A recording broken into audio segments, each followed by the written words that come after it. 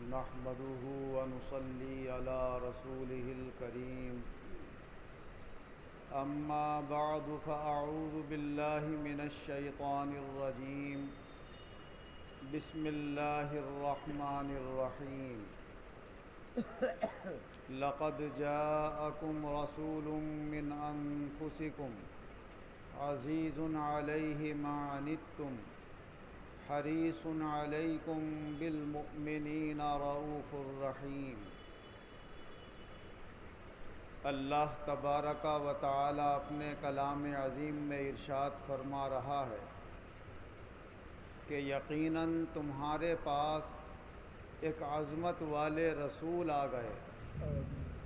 اور یہ رسول تم ہی میں سے یعنی انسانوں میں سے ہی ہیں۔ تمہارے اوپر کوئی پریشانی آتی ہے تو اس کا انہیں بہت احساس ہوتا ہے، تمہاری خیر اور بھلائی کے وہ بڑے حریص ہیں، اور خاص طور سے مومنین کے ساتھ بہت رحم اور مہربانی فرمانے والے۔ اللہ تبارک و تعالی نے جو یہ عظمت و شان والے رسول سب سے آخر میں جلوہ گر فرمائے، آپ کی نبوت و رسالت پر اللہ نے جانداروں سے بھی گواہی دلوائی اور بے جانوں سے بھی دلوائی، درختوں سے اور ان کی شاخوں سے بھی گواہی دلوائی، اور اپنی بہت ساری جو عقل نہ رکھنے والی مخلوق ہے، جانور ہیں، اللہ نے کبھی کبھی ان سے بھی آپ کی نبوت و رسالت کی گواہی دلوائی۔ حضرت ابو ہریرہ رضی اللہ عنہ سے روایت ہے کہ ایک شخص ایک پہاڑی کے نیچے اپنی بکریاں چرا رہا تھا۔ ایک بھیڑیا آیا اور ان بکریوں پر حملہ کر کے ایک بکری کو اٹھا کر بھاگنے لگا۔ جو چرواہا نگرانی کر رہا تھا وہ لاٹھی لے کر اس بھیڑیے کے پیچھے دوڑا، اور دوڑ دھوپ کے بعد اس نے بکری بھیڑیے سے چھڑا لی۔ وہ بھیڑیا پہاڑی کے اوپر چڑھا، اور جیسے کتے کی اور بھیڑیوں کے بیٹھنے کی عادت ہوتی ہے، طریقہ ہوتا ہے، ویسے وہ بیٹھا اور اپنی دم کو اپنی ٹانگوں کے بیچ میں سمیٹ کر بڑی تسلی سے جب بیٹھ گیا تو وہ اوپر سے اس چرواہے سے مخاطب ہوا، مخاطب ہو کر کہنے لگا کہ اللہ نے مجھے ایک رزق عطا فرمایا تھا اور میں نے اسے حاصل کر لیا تھا، تو نے وہ مجھ سے چھین لیا۔ تو یہ شخص بڑا تعجب میں ہوا، ارے بھیڑیا اور انسانوں جیسی باتیں کر رہا ہے۔ تو وہ بھیڑیا کہنے لگا، ارے میرے اوپر کیا تعجب کر رہا ہے، اس سے بڑے تعجب کی بات تجھے بتاؤں۔ دو پہاڑیوں کے بیچ جہاں کھجوروں کے باغ ہیں وہاں پر ایک شخص ہیں، یعنی مدینہ منورہ میں، وہ تو ایسے شخص ہیں جو گزرے ہوئے زمانے کی بھی باتیں بتا دیتے ہیں، اور تمہارے بعد جو کچھ ہونے والا ہے اس کے بارے میں بھی بتا دیتے۔ وہ شخص یہ بات سن کر حضور نبی اکرم صلی اللہ علیہ وسلم کی خدمت میں حاضر ہوا، اور وہ مذہب کا یہودی تھا، اور اس نے آ کر حضور صلی اللہ علیہ وسلم کو یہ واقعہ سنایا،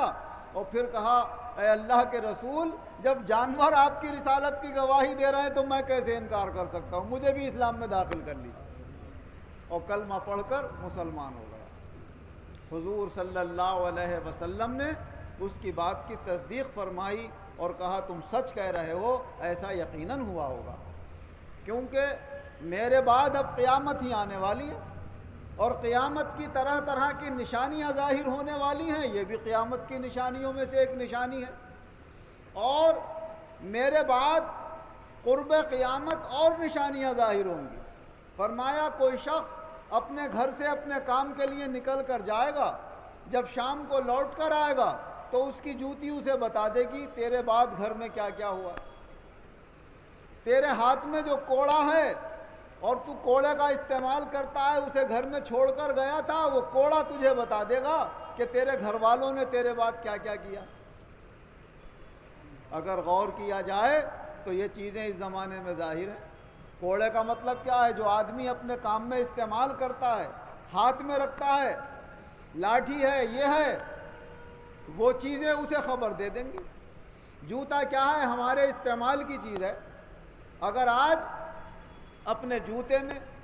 یا اپنے ہاتھوں میں لی جانے والی استعمال کی چیزوں میں،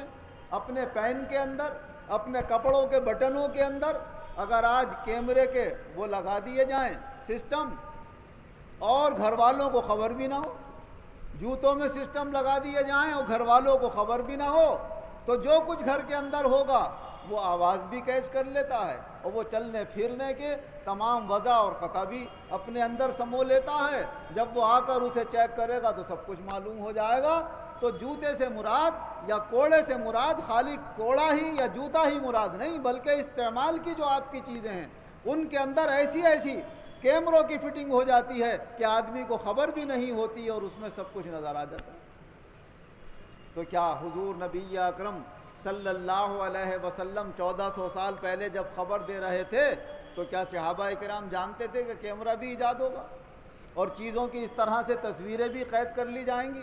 آوازیں بھی لوگوں کی اکٹھی کر لی جائیں گی اور ان کے چلنے پھرنے کے طور طریقے بھی سنبھالے جائیں گے؟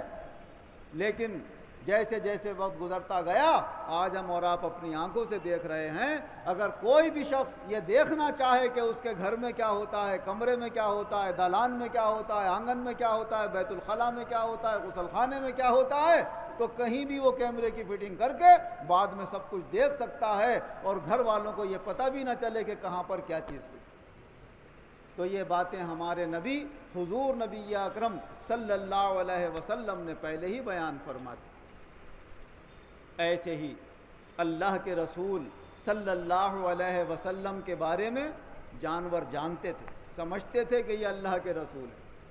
اور ہمیں آپ کو کیا پتا، جانوروں کی بولی تو جانور سمجھتے ہیں۔ جب وہ جانور مدینے کے کہیں دوسری جگہ جاتے ہوں گے تو بتاتے ہوں گے کہ بھائی وہاں پر ایک شخص ایسے پیدا ہوئے ہیں اور وہ ایسے ایسے کرتے ہیں، تو دور دور کے جانوروں کو سب خبر مل جایا کرتی ہوگی۔ جیسے کہ حضرت سفینہ رضی اللہ عنہ تو ملک روم کے اندر تھے اور اپنے ساتھیوں سے بھٹک گئے تھے، اور رومیوں نے انہیں قید کرنے کی کوشش کی تھی اور وہ چھوٹ کے وہاں سے بھاگے تھے۔ تو راستے میں بھاگتے بھاگتے ایک جنگل کے کنارے پر آئے، وہاں پر ایک شیر جا رہا تھا۔ انہوں نے شیر کو آواز دی، اے ابو الحارث، شیر کو ابو الحارث بھی کہتے۔ وہ متوجہ ہوا اور اس کو قریب بلایا اور بلا کر کہا، میں محمد مصطفیٰ صلی اللہ علیہ وسلم کا غلام ہوں، ان کا امتی ہوں، راستہ بھٹک گیا ہوں۔ تو اس نے کچھ ہونٹ ہلائے، کچھ کہنے کی کوشش کی اور ان کے ساتھ ساتھ چلنے لگا۔ جب دشمنوں کے علاقے سے محفوظ مقام پر پہنچا دیا تو پھر ادھر ادھر دیکھتا بھی جاتا تھا، اور وہ نکلے چلے جا رہے تھے۔ صحابہ رضی اللہ عنہم کی سامنے جماعت نظر آ گئی، وہ صحابہ میں شامل ہو گئے اور شیر وہاں سے واپس ہو گیا۔ تو شیر بھی پہچانتا تھا کہ محمد مصطفیٰ کون ہے اور ان کے غلام کون ہیں اور ان کے چاہنے والے کون ہیں، مگر کمی ان عقل والے انسانوں کی ہے، بہت سے قریب رہ کر نہ پہچان سکے، بہت سے قرآن و حدیث کی باتیں سنتے ہیں اور نہیں پہچانتے ہیں، اور جنہیں اللہ توفیق دے دے اس کا بہت بڑا کرم ہے، جو سچے دل سے مان لے اور پہچان لے کہ محمد مصطفیٰ صلی اللہ علیہ وسلم اللہ کے رسول ہیں۔ اللہ نے جو ہمیں توفیق دی ہے یہ ایمان کی، اللہ ہمارا ایمان قائم رکھے، اس میں اور زیادہ ترقی اور روشنی اور قوت پیدا فرمائے، اور اللہ اسی ایمان کے ساتھ ہمیں اٹھا کر آخرت میں ہمارا حشر فرمائے۔ آمین وآخر دعوانا ان الحمدللہ رب العالمین۔ الحمدللہ رب العالمین والعاقبۃ للمتقین والصلاة والسلام علی خیر خلقہ محمد وآلہ واصحابہ اجمعین۔ اے اللہ ہم سب مسلمانوں کے گناہوں کو معاف فرما، آئندہ گناہوں سے بچنے کی توفیق عطا فرما، سب بیماروں کو شفا عطا فرما، قرض داروں کو قرضوں سے نجات عطا فرما، بے روزگاروں کو اچھے روزگار عطا فرما، جو برسر روزگار ہیں ان کے روزگاروں کو قائم رکھ اور ان میں خیر و برکت و ترقی عطا فرما۔ اے اللہ اپنی رضامندی، اپنے محبوب کی خوشنودی دونوں جہان میں بآسانی عطا فرما، زیادہ سے زیادہ اپنے بندے بندیوں کو ہدایت عطا فرما، دنیا اور آخرت دونوں جہان میں ایمان اور عزت کے ساتھ شاندار کامیابی عطا فرما۔